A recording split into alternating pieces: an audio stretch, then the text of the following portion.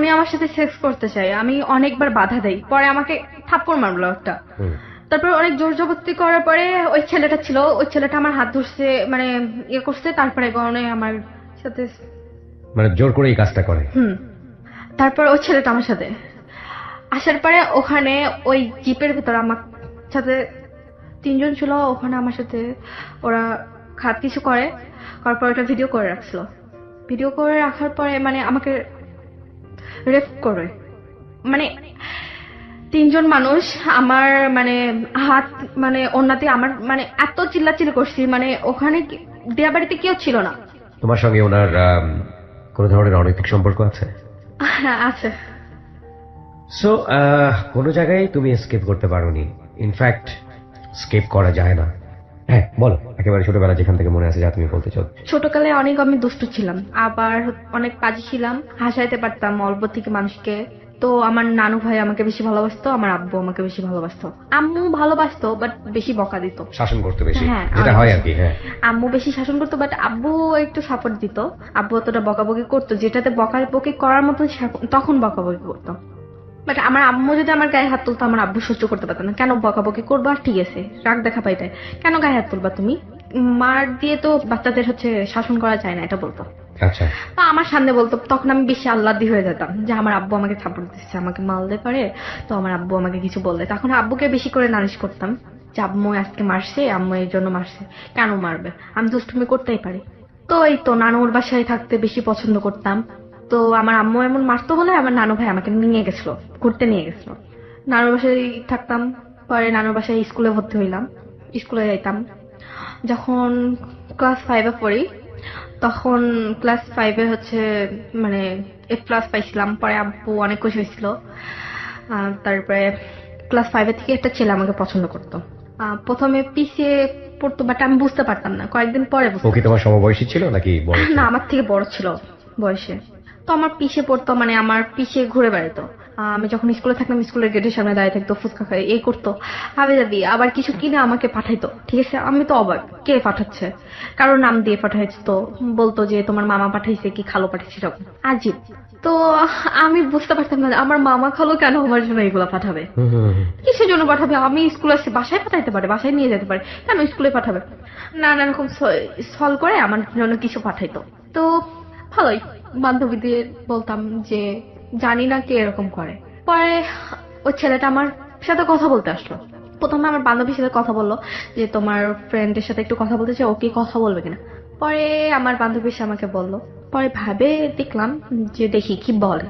ঠিক আছে, আর আমার পিছনে কোনো ছেলে করলে পরে আমার খুব তখন মজাই লাগতো আলাদা, মানে কেমন যেন একটা নিজেকে একটা আলাদা অ্যাটেনশন দিচ্ছে কেউ, so you feel good, this is 100% true, very natural feel. Okay, মানে আমার মজা লাগতো যে আমার পিছনে কোন ছেলে ঘুরে বেড়াচ্ছে, মনে করতাম কতটা সুন্দরী আমি, এটা আমি মনে করতাম। পরে কথা বলতে গেছি যে বলেন ভাইয়া, বলছি প্রথমে যে ভাইয়া আপনাকে কোথায় যেন দেখছি, বলছে তোমার মানে আমি উষার ভাইয়া হই। উষা তোমার বান্ধবী ছিল? হ্যাঁ। উষা কোন উষা, বলছি তোমার বান্ধবী মানে তোমার নানুর বাসার পাশে যে উষা আছে, ও বলছে আপনি ওর ভাইয়া, হ্যাঁ এই জন্য আপনাকে উষার সাথে এটা কোথাও দেখছি। তো ভাইয়া কি বলবেন, আপনি তো আমার বান্ধবীর ভাই, তো আপনাকে ভাইয়া বলি। তো লজ্জায় শেষ হয়ে ছেলেটা, তখন লজ্জা পাইছে। বলছি ভাইয়া কি বলবেন, শুধু ভাইয়া বলি। তো বলছে ভাইয়া বলার থেকে তুমি আমার সাথে তুমি তুমি করে বলো, নাই আমার নাম ধরে রাখো, আমি খুব খুশি হব। আমার কেন আপনাকে আমি ভাইয়া বলবো, কেন আপনাকে তুমি তুমি বলতে যাবো, আপনি কে, বা আমার তো কোনো পরিচিত, মানে আপনি আমার বান্ধবীর ভাই হতে পারে, আমার তো কেউ কিছু না যে আপনাকে তুমি তুমি কেন বলবো। তারপরে ওই ছেলেটা আমার পিছে পড়তো, পরে আমার সাথে কথা বলতো, তখন থেকে কথা বলা শুরু। কি নাম ছিল ছেলেটার? ছেলেটার নাম ছিল মিলন। মিলন, ওকে। তো কথা বলতাম, দেখা হলে কথা বলতাম, উনি নিজেই কথা বলতো, কারণ একটা মানুষ কথা বলে তো তাকে অ্যাভয়েড করা যায় না। ওকে, তো তার জন্য কথা বলতাম, দেখা হতো, কথা হতো, কোথায় গেলে পারে বেশিরভাগ আমার ওর সাথে বেশি দেখা হতো, মানে সেদিনের পর থেকে বেশি দেখা হতো, মানে যেখানে সেখানে দেখি, বুঝি না অটোমেটিক ঘর থেকে বের হলেই মিলন। হ্যাঁ জি, বুঝতে পারতাম না, যেখানে যাই সেখানে মানে বেশিরভাগ ওকেই দেখতাম, অন্য মানুষকে চোখে পড়তো না, না ওই সামনেই পড়তো, আর আমাকে দেখে মিষ্টি মিষ্টি হাসতো। আমি এমনিতে বেশি হাসি, আর হাসি ঠাকাইতে পারতাম না, রাস্তাঘাটে কেমন একটা হাসতেই থাকতাম সব সময়। তো ওই ছেলেটা মানে আমাকে পুরো হচ্ছে 6 মাস পরে প্রপোজ করে। তখন তো আমার সাথে কথা বললো, আর 6 মাস পরে আমাকে প্রপোজ করে। আর প্রপোজ করার পরে আমি যখন আমাকে বলছে তখন তো আমি স্টপ হয়ে গেছি। পরে আমি তুমি বলছি ক্লাস 5 এ থাকা অবস্থায় সে প্রপোজ করে না, তোমাকে? 6। তখন 6 এ? হ্যাঁ, আচ্ছা। ওর চেয়ে তোমার বয়সের ডিফারেন্স কত ছিল ওই সময়টাতে? 6-7 বছর। 6-7 বছর। ও পড়াশোনা করতো মিলন? হ্যাঁ, মানে প্রপোজ করলো, পরে আমি ভাইবে বলবো এটা বলছিলাম। পরে বাসা থেকে বেরোতে মুখ বেঁধে, মানে ওর সামনে পড়বে এই ভয়ে বোরকা পড়া শুরু করছি। তখন তোর সামনে পড়বো, তখন আমাকে প্রশ্নের উত্তর দিতে হবে, কিভাবে দেবো? আনইজি ফিল করতাম, তখন ওকে অ্যাভয়েড করে চলতাম। তুমি উষার সাথে বিষয়গুলো শেয়ার করতে না ওই সময় তোমার ভাই? হ্যাঁ, উষা কি obviously বলতো? ওষাকে মানে বলতাম যে তোর ভাই কেমন। ওকে। মানে এটা বলতাম না যে তোর ভাই আমাকে প্রপোজ করছে এখন আমি কি করব। Okay. আসলে কি তোর ভাই কেমন, ঠিক আছে, তোর ভাই কি কোনো জায়গায় রিলেশনশিপ করতো কিনা। আসলে ওর প্রতি আমার কেমন একটা টান চলে আসছিল তখন। ওকে ওকে। মানে কেমন একটা লাগতো, ওর ব্যাপারে জানতে ইচ্ছা করতো সব সময়, যে ও কি করতেছে, আসলে কি ও কেমন, এমন একটা কিউরিওসিটি গ্রো করেছে। হুম। ওকে। 1-2 মাস পরে ও মানে অনেকের কাছে মানে বলে নেই, কিন্তু ও হচ্ছে বিষ খাইছে। এখন কার জন্য খাইছে? আমার জন্য খাইছে। আমি তো অবাক। 2 মাস পরে? হ্যাঁ, বিশ্বাস আমি যে ওকে মানে অ্যাকসেপ্ট করছি কিনা উত্তর দেয় নাই, এই জন্য বিশ্বাসে মারার মতন হয়ে গেছে। জীব আমার জন্য, আমি তো দোষারোপ হয়ে গেছি। পরে আমি দেখতে গেছি আমার ওষার সাথে, মানে আমার বান্ধবীর সাথে। পরে বলছে আপনি কেন বিষ খাইলেন? বলছে আমি আপনাকে ভালোবাসি তাই। আমি বললাম তো তাই বলে বিষ খেতে হবে নিজের উপরে? বলছে ভালোবাসার মানুষ না পাইলে কি করব, বেঁচে থাকে তো কোনো লাভ নেই। পরে আমি বাসায় চলে আসছি। ও যে বিষ খেয়েছে এই গল্পটা তুমি শুনলে কার কাছ থেকে? আমার বান্ধবীর কাছে। উষার কাছ থেকে? হ্যাঁ। ওকে। ডাক্তারের কাছে মানে মেডিকেলে নিয়ে গেছিল, ওখান তো থেকে। উষার কাছ থেকে তুমি আর কোনো ইনফরমেশন পেলে না যে কেন বিষ খেয়েছে, কি বলেছে? হ্যাঁ, আমার জন্য নাকি খাইছে। উষা এটা বললো? হ্যাঁ, আর আম্মুর কাছে শেয়ার করছে যে আম্মু, ওর আম্মু জিজ্ঞেস করছে ওষার আম্মু হচ্ছে ওষার ভাইয়াকে কাছে তো তুমি যখন ওর বাড়িতে গেলে ওকে দেখার জন্য, তারপরে কি হলো? ও বাড়ির লোকজন তোমাকে? না, আমাকে কিছু বললো না। আমার দিকে কেমন আড়ি আড়ি চোখে থাকাইলো, কেমন একটা রাগ রাগ ভাব। আর তারপর তুমি কথা বললে মিলনের সাথে? হ্যাঁ, তো মানে আলাদাভাবে কিছুক্ষণ কথা বললাম, বলার পরে আমি চলে আসলাম। তারপরে আমি বাসায় এসে সারা রাত ভাবছি, ভাবে একটা ছেলে, আমি আবার অন্যরকম অহংকার টাইপের মেয়ে না, ঠিক আছে। তো আমি ভাবলাম একটা ছেলে আমাকে এত পরিমাণ ভালোবাসে, তো সে আমার জন্য সুসাইড করতে গেছে, তাহলে সে না আমাকে কতটা ভালোবাসে, ঠিক আছে, আমার জন্য কি না করতে পারে। পরে আমি ভাবছি, সারা রাত ভাবছি, আমি সারা রাত ঘুমাইতে পারিনি। কি আমার জন্য একটা ছেলে সুসাইড করতে যাচ্ছে, এটা তো মানে আমার ভাগ্যর ব্যাপার একটা। মানে ভাগ্যকে অনেক বিশ্বাস করতাম যে একটা ছেলে আমাকে এত ভালোবাসে। পরে আমি অ্যাকসেপ্ট করছি। করার পরে ঘুরতে যাইতাম, মানে ঘুরতে যাওয়ার পরে একদিন আমার মামা, ঠিক আছে, দেখছে।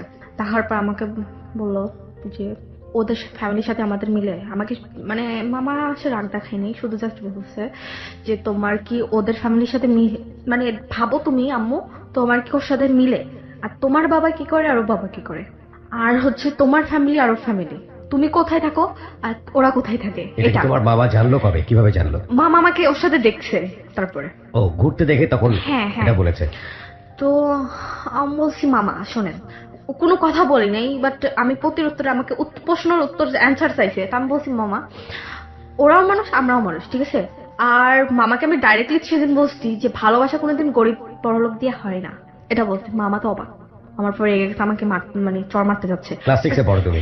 হ্যাঁ, মানে 6 না 7 তখন। তখন ক্লাস 7 এ? ওকে। তো 1 বছর পরে মামা মন দেখছে।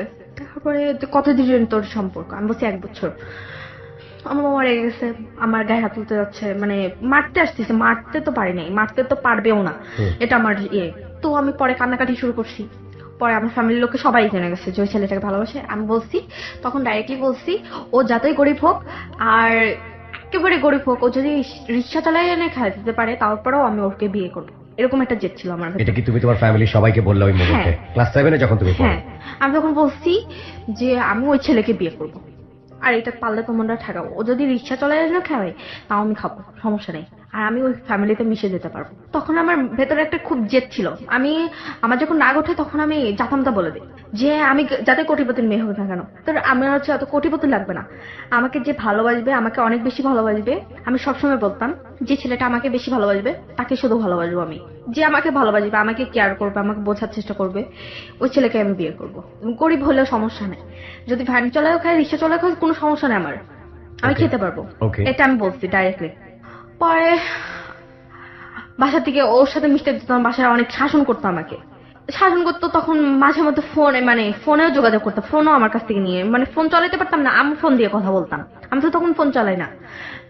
তো তারপরে আমার আম্মুর ফোন দিয়ে কথা বলতাম, আম্মুর ফোন দিয়ে কথা বলতাম, কান্নাকাটি করতাম রাত দিন 24 ঘন্টা, নিজের প্রতি আঘাত করতাম, দেওয়ালে বাড়ি মারতাম, খাইতাম না, সব সময় না খেয়ে থাকতাম, পানি খেয়ে থাকতাম। পুরো মানে 6 মাসের ভেতর 8-9 কেজি কমে গেছিল 6 মাসের ভেতরে। মানে আমি এত মানে ইয়ে হয়েছিলাম, দুর্বল হয়ে গেছিলাম।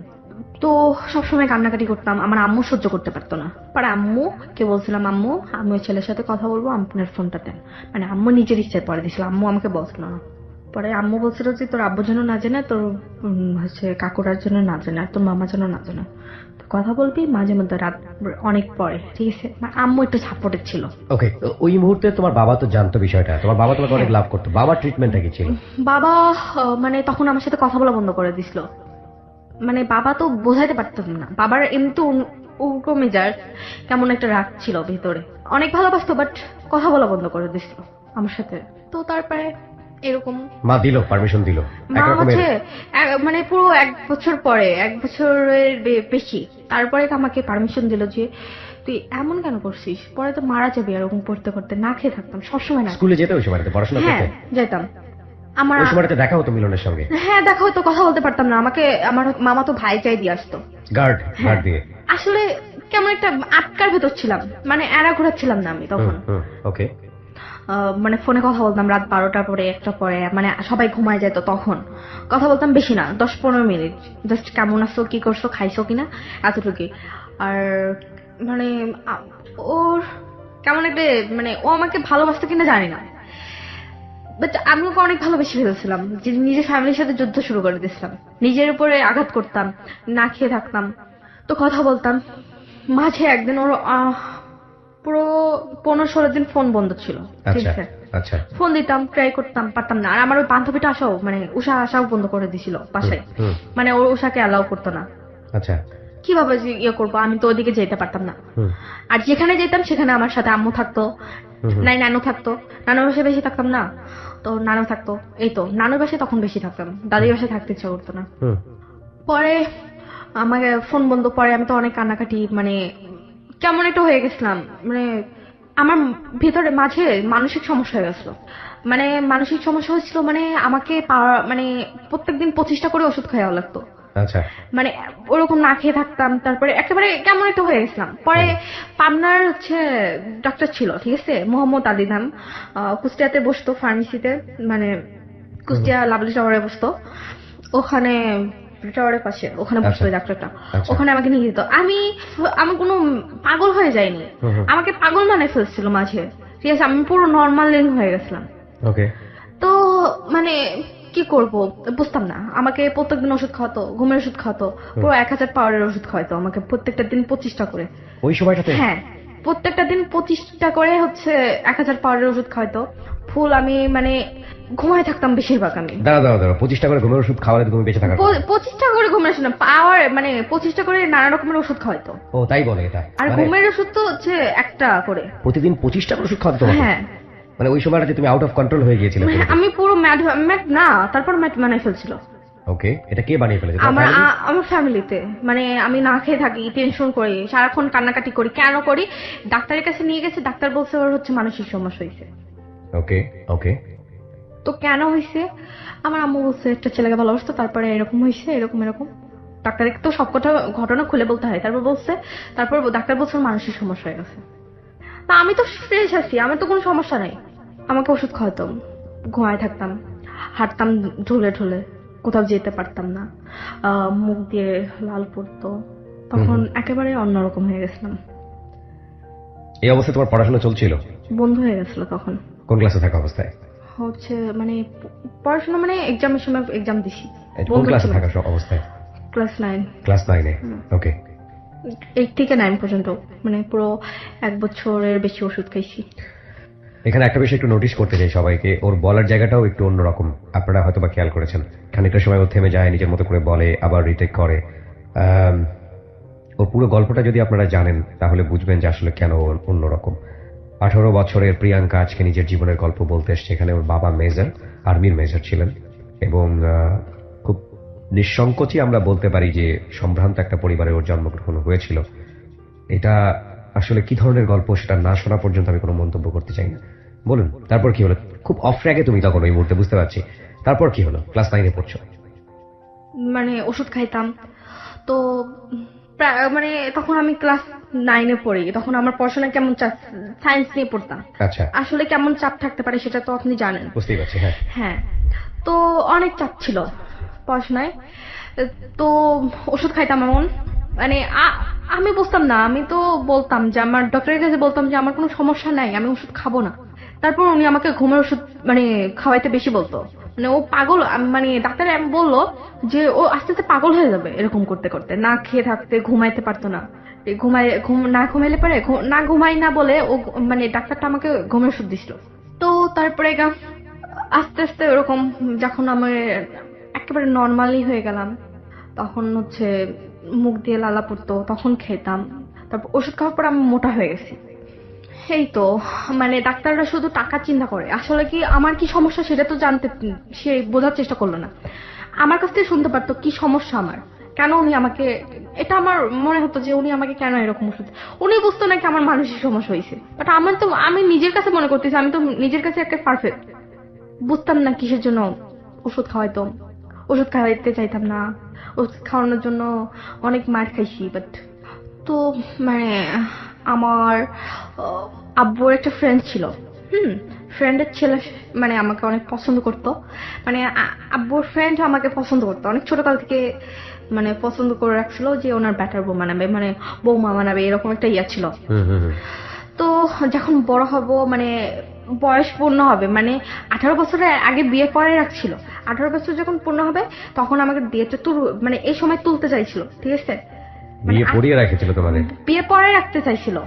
ওকে, মানে একটা ছোটখাটো অনুষ্ঠান করে বিয়ে পরে রাখছিল, বাট ওদের বাসায় যাবো না, কিন্তু অনুষ্ঠান হবে ছোটখাটো। তারপরে যেদিন বিয়েটা তুলবে সেদিন আরো বেশি অনুষ্ঠান হবে। তো বিয়ে পরে রাখতে চাইছিল, আমি তো বিয়ে করবো না ছেলেকে। তোমাকে এসে বললো কি এই ঘটনাটা? আম্মু বলছে। কি বললো? আম্মু বলছে যে তোর আঙ্কেলের ছেলের সাথে তোর বিয়ে ঠিক করছে, এখন তুই কি বিয়ে করবি কিনা। আমি বলছি মা তুমি, মানে আমার আম্মুকে তখন আমি খুব কান্নাকাটি করে বলছি, আম্মু দেখো আমি মিলনকে অনেক বেশি ভালোবাসি, আর ওর জন্য এত কিছু তোমাদের সাথে করলাম, তোমাদের বোঝার দরকার ছিল যে আমি এমন ভাবে কথা বলছি যে তোমার বোঝার দরকার ছিল, যার জন্য আমি এতদিন না খেয়ে থাকছি, নিজের পরে আঘাত দিছি, তাকে ছাড়া আমি কেমন করে অন্য ছেলেকে বিয়ে করতে পারি, এটা তোমার কাছে বলো। আর আম্মুকে উদাহরণ দিছি যে তুমি আমার জায়গায় থাকতে কি করতে তুমি তখন। আম্মু তো কোনো কথা বলতে পারে না, তখন তো আম্মু চুপ হয়ে গেছে। আর আম্মু বলতেছে তোর ভালোর জন্য আমরা তোকে বিয়ে ঠিক করছি, মানে মিলনের ফ্যামিলি থেকে তোর এই ছেলের সাথে বিয়ে হলে পারে অনেক ভালো হবে, ওকে, এটা বলছিল। তখন ভাবছি যে না আমি বিয়ে করব না, ঠিক আছে। তারপরে আমার বান্ধবী ছিল, সবচেয়ে বেস্ট ফ্রেন্ড নাম ছিল সোহা। ও আমার অনেক বেস্ট ফ্রেন্ড ছিল, মানে ওর কাছে আমি সবকিছু এভরিথিং, যা যা আমার লাইফ হতো, ওষুধ খাইতাম, এগুলো সবকিছু এভরিথিং ওর কাছে শেয়ার করছি। তো তারপরে সোহা আমাকে মানে ওর ফোনটা নিয়ে আসলো, মানে আমার বাসায় বিয়ে, ঠিক আমার সোহা বান্ধবী তো বেস্ট ফ্রেন্ড, ও আসছে, মানে এই এই ইয়েতে আসছে। আসার পর আমি বলছি দেখ আমি তো বিয়ে করতে পারবো না। তো ও তো সবকিছু জানে, এভরিথিং সবকিছু জানতো। তো তারপর আমি বললাম তুই ফোনটা দে, আমার আম্মুর ফোন দিয়ে আর কথা বলা যাবে না, আম্মুর ফোন নেওয়া যাবে না, আম্মু তো ফোন দিবে না আমাকে আর। মানে আম্মু তো তখন ফোনটা কোথায় রাখছে আমি খুঁজে পাইনি, আম্মু কাছে রাখতো সবসময়, কিভাবে নিবো আর কার ফোন দিয়ে কথা বলবো। তো সোয়ার ফোন, মানে ফোন দিয়ে কথা বলছি। ফোন দেওয়ার পরে ওর সাথে কথা বললাম যে তারপরে ওর সাথে মানে পুরো 4-5 দিন পরে আমার কথা হলো, মানে বিয়ে ঠিক হওয়ার পরে, যে বিয়ে যেদিন হবে তার 4-5 দিন আগে একবার কথা হলো। তারপর ফোন দিচ্ছি, ও তো বলছে তোমার এতদিন কি হয়েছিল। আমি তো অনেক ঘটনা সব খবরগুলো বললাম যে আমার বিয়ে ঠিক হয়েছে আমার মানে আব্বুর ফ্রেন্ডের ছেলের সাথে, তো আমি এখন কি করব। ও আমাকে বললো যে 5 মিনিট পরে তোমাকে ফোন দিয়ে ডিসিশন জানাচ্ছি। আমি বলছি যে আমি এখানে থাকবো না, প্লিজ তুমি জাস্ট বলো তুমি এখন কি করবা। হয় আমি এখানে থাকবো না, তুমি যদি আমাকে তোমার কাছে মানে যেতে পারলে তোমার কাছে যাবো, না হলে আমি সুসাইড করবো, আমি তোমাকে ছাড়া কাউকে বিয়ে করবো না। এটা মিলনকে বললা তুমি? ওকে, তারপর? তো তারপরে মিলন আমাকে বললো যে আমি তোমাকে 5 মিনিট পরে ফোন দিয়ে জানাচ্ছি। তো 5 মিনিট পরে ও আমাকে ফোন দেয়, মানে ফোন দেওয়ার পরে মানে আমার বান্ধবীর কাছে তখন ফোন ছিল, আমার কাছে ছিল না 5 মিনিট পরে। সোহার কাছে? হ্যাঁ, ছোঁয়ার কাছে ছিল। তো ছোঁয়া আমাকে ফোন নিয়ে এসে বললো যে ফোন দিছে তুই কথা বল। মানে রুম আটকে তারপর কথা বলছি। তো ও আমাকে বলল যে তুমি বাসা থেকে পালাই আসো। কিভাবে আসবা সেটা আমি বলে দিচ্ছি। তুমি রাত্রেবেলা রাত 12টার সময় তুমি আসবা। কিভাবে রাত্রেবেলা? মানে রাত্রেবেলা সবাই ঘুমাই থাকবে এই সময়। 12টা বলতে নির্দিষ্ট টাইম দেয়নি আমাকে। যে সময় সবাই ঘুমায় যাবে তখন সেদিন তুমি সোহাকে তোমার কাছে রাখবা, ঠিক আছে? সেদিন রাত্রে সোহার সাথে থাকবা, এরকম একটা ইয়ে করবা। আম্মুকে বলবা তো আজকে রাত্রে সোহার সাথে থাকতে চাই, এরকম। তো সোহার ওর বাড়িতে ম্যানেজ করলো, পড়ার পরে আমার কাছে আসলো সেদিন রাতে থাকার জন্য। তো রাত মানে ও ছিল, পরে বোর কাজ ছিল আমার। পরে মানে সোয়াকে রাত্রেবেলা আম্মু সবাই ঘুমাই গেল, পরে আমরা গল্প করতেছি। শুধু মনে হচ্ছিল কখন ঘুমাবে, কখন এরা ইয়া হবে।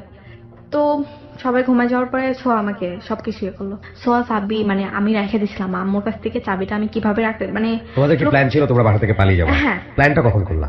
5 মিনিট পরে ডিসিশনটা আমাকে জানাইছে। হুম। মানে হচ্ছে চাবি রেখে দিছিলাম আম্মুর কাছ থেকে। তো আম্মুর কাছ থেকে রাখার পরে পরে রাত যখন 12টা 12:30 যখন বাজে তখন আমি রেডি হই। 5 মিনিটের ভেতর রেডি হয়ে বাসার সামনে ওকে মানে আসতে বললো, ওর বাইক ছিল। তারপরে আমি বাসার সামনে আসি, পরে আমার বান্ধবী আমাকে হেল্প করছে বাসা থেকে বেরোনো, গেট খোলার থেকে। তো বাসার বাহিরে যখন মানে ও সবকিছু করছে, পরে আমি বেরোইছি। ও গেট খোলার পরে মানে আমি বেরোইছি, তখন আমরা চলে যাই ওর বোনের বাসায়। ওর বোনের বাসা আগে থেকে বলে রাখছিল নাকি। পরে ওর বোনের বাসা কুষ্টিয়াতে। হ্যাঁ, কুষ্টিয়াতে যাই। যাওয়ার ভেতরে রাস্তার মাঝখানে আবার পুলিশ গার্ড ছিল, পুলিশের ইয়ে ছিল, মানে চেক ইন চলছিল। মানে তুমি বাসা থেকে বের হলে তারপর? হ্যাঁ, মানে পুলিশের চেক ইন ছিল মানে রাস্তায়, ঠিক আছে? যখন আমি ওর বাইকে উঠে চলে যাই তখন। তো রাস্তায় যাওয়ার পরে ওরা আমাকে জিজ্ঞাসাবাদ করে কোথায় যাচ্ছেন, কি করতেছেন, কে এটা। তো ওখানে আমি কি বলবো? মানে ওখানে মানে অনেক রকমের কথা বলা হয়েছে। তারপরে আমি বলছি যে আমার বোন, মানে ও বলছে যে আমার বোনের হচ্ছে শাশুড়ি অসুস্থ, ওনার দেখতে যাচ্ছি, ঠিক আছে? পরে ওই পুলিশটা আবার ঘুষ দেয়। হ্যাঁ, আমি একটু জানতে চাই, সেটা হচ্ছে যে এটা কার বাসা ঠিক করে রেখেছিল? ওর বোনের বাসা, মিলনের বড় বোনের বাসায় বলে রাখছিল। তুমি তো বাসা থেকে বের হয়ে গেলা, তো বাসা থেকে কি কি নিয়ে বের হলা? বাসা থেকে মনে করেন আমার গোল্ডের কিছু ছিল, মানে নিতে চাইছিলাম না, পরে নিচ্ছি। গোল্ডের কিছু নিচ্ছি আর কিছু টাকা নিছিলাম। কত টাকা? 10-12 হাজার টাকা নিছিল, বেশি নেই মানে অনেক টাকা ছিল ওখানে, জাস্ট 10-12 হাজার টাকা নিছিলাম আমি। কি পরিমাণ গোল্ড নিয়েছিলে? আমার হচ্ছে বিয়েতে যা মানাছিল, কানের দুল, হার, তারপর সীতাহার, এগুলা মানে এভরিথিং যা যা লাগে সেগুলো ছিল, বালাটা সব নিয়েছিল? হ্যাঁ। আচ্ছা, তুমি যে বাড়ি থেকে বের হচ্ছ, তুমি কি এটা জানতা যে এই বের হওয়ার মানেটা কি বা এটার পরিণতি কি হতে পারে? আমার মানে এ ছিল যে আমি বেরোয় যাওয়ার পর ওর সাথে পালিয়ে বিয়ে করতে চাইছিলাম, ঠিক আছে? আচ্ছা। বিয়ে করার পরে মানে কি মানে ইচ্ছা ছিল মানে ও কিছু করবে, এরকম একটা ইয়ে ছিল। দুজন মিলে সংসার চলে যাবে? হ্যাঁ, এরকম। লেখাপড়া তখন তোমার কি অবস্থা? লেখাপড়া, এসএসসি পরীক্ষা। এসএসসি পরীক্ষার আগ মুহূর্তের ঘটনা এটা?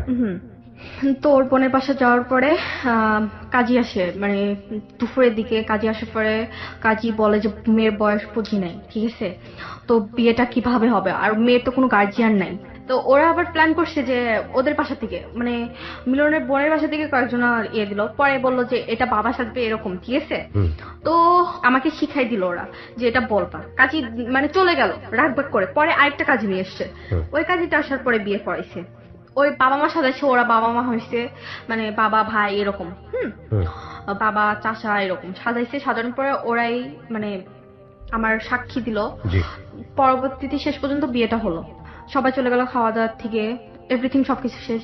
পরে মানে আমাদের জন্য একটা রুম ছিল, ওই রুমে যাই। পরে আমরা দুজনা গল্প করি, সেদিন কিছু হয় না। তো ও হচ্ছে মানে ফোনে কথা বলা শুরু করলো, ফোনে কথা বলো ফুপ্পির মেয়ের সাথে। বাট ভালো, ফুফির মেয়ে তো ভাই বিয়ে করছে, এটা ফোন দিতেই পারে সবই। তো কথা বলে যাচ্ছে নানা রকম হাসাহাসি। বাট আমি ওর পাশে বসে রয়েছি, শুয়ে রয়েছি, আমার পরে দিয়ে কোনো কেয়ারই নাই। তো সেদিন রাতটা গেছে, ঘুমাই গেছি পরে। আর তারপরের দিন রাতে এরকম কথা বলতেছে, আমি জিজ্ঞাসাবাদ করি, তারপর আমার চর মারে যে হচ্ছে কথা বলতে পারে সবাই, আমার বোনের সাথে কথা বলছে, তোমার সমস্যা কি? আমি কথা বলে মানে এমন কথা বলে না কেউ। সেকেন্ড দিনেই তোমার গায়ে হাত তুললো? ওকে। তারপরে কয়েকদিন পরে ঈদের দিন আমার গায়ে হাত তোলে, বলি যে কোথাও যাব, ঘুরতে যাব, নিয়ে মানে আমার বান্ধবীর বাসায় যেতে চাইছিলাম, নিয়ে যাবে না। ওকে ফাইন, সমস্যা নাই। বাট ঈদের দিন আমার গায়ে হাত তোলে, 3টা চড় মারে। অনেক কষ্ট পাইছিলাম সেদিন। আমার লাইফে আমি কোনোদিন আমার কেউ মারিনি। আমি ওই সময়টাতে মিলন কি করতো, পেশায় কি ছিল? পেশায় আসলে কিছু ছিল না, বোনের বাসায় বসেছিল।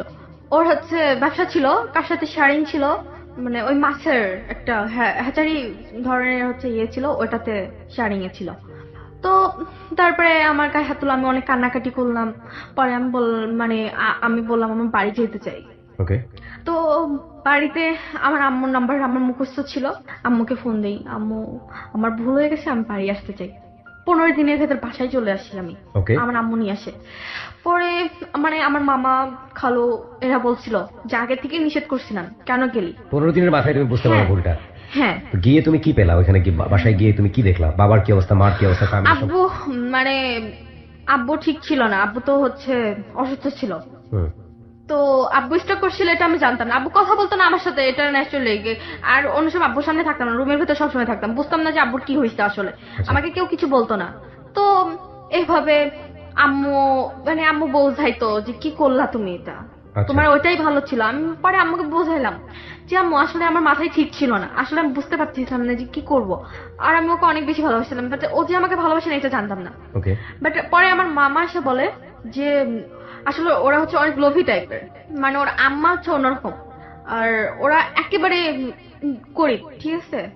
মানে ওই যে ব্ল্যাকের ব্যবসা করে, এটা আপনারা বুঝবেন না হয়তো, বা ব্ল্যাকের ব্যবসা করে যে ইন্ডিয়া থেকে ওকে, ঠিক আছে। হ্যাঁ, এগুলা নিয়ে এগুলো আসতো। বলে তোমার মামা তোমাকে? হ্যাঁ।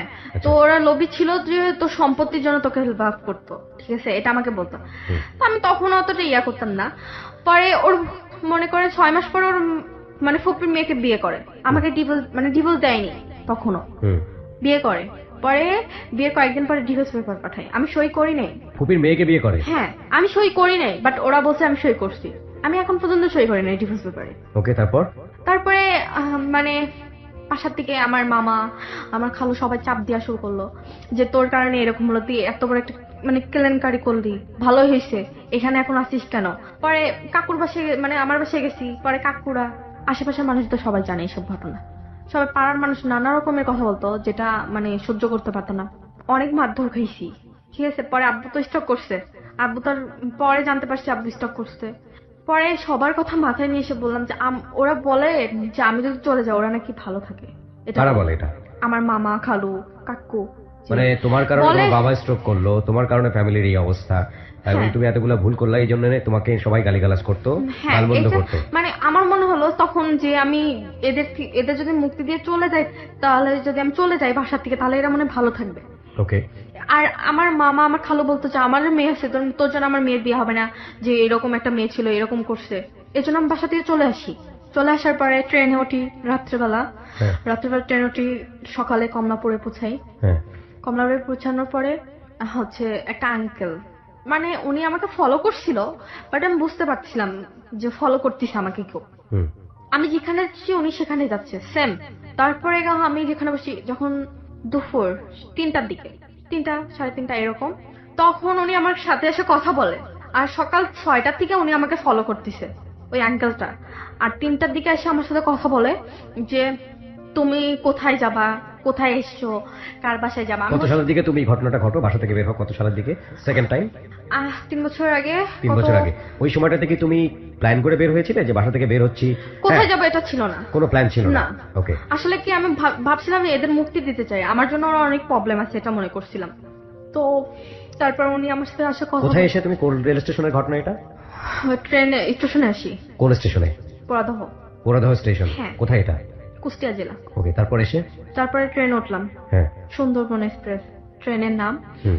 ট্রেনে এসে কমলাপুরে নামলাম। হুম। কমলাপুরে নামার পরে ওই আঙ্কেলটা আমাকে মানে জিজ্ঞেস করে 3:30টার দিকে, সকাল থেকে ফলো করছে। তো আমাকে জিজ্ঞেস করে মামনি তুমি কোথায় যাবা। তখন আমি মানে আসলে অনেক ছোট ছিলাম, বাট তখন বুঝতাম না যে আসলে আমার সাথে কেউ যদি একটু ভালোভাবে কথা বলতো, তখন মনে হতো এই আমার আপন, এরকম একটা ইয়ে আসতো। আচ্ছা। মানে মানে এ অনেক ভালো এরকম মনে হতো। তখন Okay. আমি অনেক ছোট ছিলাম। Okay. মানে উনি আমাকে বললো যে মামনি আমার হচ্ছে বাসা আছে, তো আমার বাসায় হচ্ছে আমার মেয়ে আছে, বলছে তুমি আমার বাসায় চলো। বলছি আঙ্কেল আপনার বাসায় আমি যাবো না, আপনি প্লিজ আঙ্কেল। মানে সকাল থেকে সন্ধ্যা পর্যন্ত উনি ফলো করেছেন? হ্যাঁ। ওকে। তো আমি বলছি আঙ্কেল আমি বাড়িতে চলে যাব, আমার সন্ধ্যার দিকে ট্রেন, আমি চলে যাব, ঠিক আছে আঙ্কেল। উনি আমাকে বললো যে তুমি আমার বাসায় চলো। আমি বলছি না আঙ্কেল, আমি আপনার বাসায় যাব না। তো আমার সন্ধ্যার দিকে ট্রেন আছে, সেটা আঙ্কেলকে বললাম। তারপর আমার আঙ্কেল জেদ ধরছে যে না মামনি, তুমি এতক্ষণ বসে রয়েছো, সকাল থেকে কি কিছু খাও নাই, চলো আমার বাসায় যাই, মানে তুমি আমার বাসায় চলো, খাওয়ার পরে তোমাকে সন্ধ্যার দিকে ট্রেনে উঠাই দিয়ে যাবো। ওকে। হ্যাঁ। তো আমি বলছি আঙ্কেল আপনার বাসায় যাবো, আপনার বাসায় কে কে আছে? বলছে তোমার আন্টি আছে, তোমার ছোট দুটো আপু আছে, চলো যাই। আমি বলছি না আঙ্কেল আমি যাবো না। পরে উনি আধা ঘন্টা ধরে আমাকে বোঝাইলো যে না মামনি এটা ঠিক না, তুমি বাসা থেকে চলে এসছো রাগ করে, এটা ঠিক না, তুমি বাসায় ফিরে যাও, সন্ধ্যার দিকে তোমাকে ট্রেনে তুলতে হবে। এগুলো আমাকে বললো। উনি বললো যে তুমি আমার বাসায় চলো, তোমার মানে ছোট দুটো আপু আছে আর তোমার আন্টি আছে। তো আমি বলছি আঙ্কেল না আমি যাবো না, আমার সন্ধ্যার দিকে ট্রেন আছে, আমি যাবো না। উনি বললো যে না চলো মামনি, তুমি খাবার খেয়ে চলে এসো, তোমাকে সন্ধ্যার দিকে তুমি আর তোমার ছোট দুটো আপু আছে, ওদের সাথে করে নিয়ে আসবে না, তোমার সাথে তুলে দিয়ে যাবে না। তো আমি বলছি তাই। তো আমি কিছুক্ষণ ভাবলাম বসে যে একটা মানুষ আমাকে এরকম করে জিজ্ঞেস করতেছে, উনি ভালো মনে হলো, ঠিক আছে, দাঁড়িয়েছে মুখে অনেক ভালো মনে হলো। ওকে। তো তো তারপরে ওনার সাথে আমি গেলাম। মানে পরে অনেকক্ষণ পরে উনি এতবার করে রিকোয়েস্ট করার পরে আমি মানে একা কি করবো তখন, আমি একা একা মানে বোকা। তো আমি কিছুই বুঝতে পারছিলাম না। তো ওনার সাথে গেছি, যাওয়ার পরে উনি রিক্সায় করে যাত্রাবাড়ি নাম ওখানে নিয়ে গেল। ওখানে নিয়ে যাওয়ার পরে ওনার বাসা মানে একটা বাসায় নিয়ে গেল। ওই বাসায় একটা ছেলে একটা মেয়ে আর 3টা মেয়ে ছিল, মানে স্বামী স্ত্রী ছিল আর 3টা মেয়ে ছিল। তো বলছে যে এটা তোমার আপু, এর নাম মিথিলা আর এর নাম সজীব, ঠিক আছে ওই ছেলেটার নাম। আর এদের নাম ঋতু আর ডল নাকি ডল, আর এটার নাম কি ছিল মনে হচ্ছে না। তো তোমার এরা আপু হয়, তুমি এখানে এখন থেকে থাকবা। আমি বলছি আঙ্কেল মানে আমি এখন থেকে থাকবো মানে? আমি তো সন্ধ্যার দিকে চলে যাবো। বলছে না তুমি সন্ধ্যার দিকে যাবে, এত কিছুক্ষণ থাকবা তো, এটা বলে। তো মিথিলাদের সাথে কি কথা বলো আমি জানি না। তো কিছুক্ষণ পরে উনি আমাকে বলতেছে মানে আমার সাথে সেক্স করবে, ঠিক আছে। আমি বলছি কেন আঙ্কেল, এটা কেন? আপনি না আমাকে এরকম বলে করছেন, সন্ধ্যার দিকে দিয়ে আসবেন। বলছে তোমাকে আমি নিয়ে আসলাম, তোমাকে খাওয়াবো, করবো, তুমি কেন আমার সাথে এগুলো করতে পারবে না, এটা আমাকে বলে। তো উনি আমার সাথে সেক্স করতে চাই, আমি অনেকবার বাধা দেই, পরে আমাকে থাপ্পড় মারলো একটা। তারপর অনেক জোর জবরদস্তি করার পরে ওই ছেলেটা আমার হাত ধরছে, মানে করছে, তারপরে উনি আমার সাথে মানে জোর করে এই কাজটা করে। তারপর ওই ছেলেটা আমার সাথে, তখন আসলে বুঝতে পারছিলাম না যে কি হলো আমার লাইফে, আমি কেন আসতে গেলাম, এটা আমার ভুল ছিল যে আমি কেন আসলাম ওনার কথা শুনে। আর একটা মেয়ে থাকলে কেউ যদি এরকম একটা কথা বলতো যে চলো আম্মু তোমাকে আমি পরে বিকালে তুলে দিয়ে যাবো, সেটা যে কোনো কাউকে বলে পারে। সে সারাদিন সারা রাত জার্নি করছে, মানে আমি সারা ট্রেনের ভেতর ছিলাম, আসার পর কি সকাল থেকে কিছু হয়নি, রাতের থেকে কিছু হয়নি। তার মানে তুমি জার্নি করে কোথায় এসেছিলে, কোন একটা স্টেশনে এসেছিলে? কোন স্টেশন ছিল? কমলাপুরের ঘটনা এটা। হ্যাঁ।